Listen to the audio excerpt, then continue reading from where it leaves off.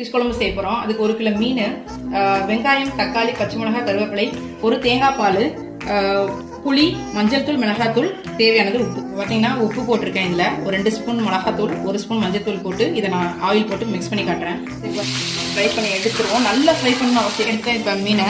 அந்த மீன் பொரிச்ச எண்ணெயில் ஆனியன் போட்டுக்கிறேன். இதை போட்டு நல்லா ஃப்ரை ஆயிடணும். சால்ட், உப்பு போட்டுக்கிறேன். இப்போ 2 பச்சை மிளகாய். இப்போ தேவைப்பட்டுனா இஞ்சி பூண்டு போட்டுக்கலாம், இல்லைன்னா விட்டுடலாம். நான் கொஞ்சமாக உங்களுக்காக போட்டு காட்டுறேன். ஸோ நம்ம தக்காளி போட்டுக்குவோம். தனி மிளகாத்தூள் இருக்கு இல்லையா, அந்த மிளகாத்தூள் மட்டும் தான் நான் ஆட் பண்ண போகிறேன்.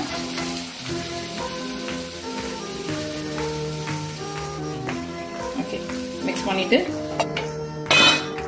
ஸோ பாருங்கள், இப்போ கொதிச்சிட்டு இருக்கு இல்லையா, இந்த டைமில் நம்ம புளி ஊற்றிடுறோம். புளியை ஊற்றிட்டு இந்த டைமில் நான் இந்த மீனெல்லாம் போட்டுக்கிறேன். ஃபிஷ் குழம்பு பாருங்கள் ரெடி ஆகிடுச்சு.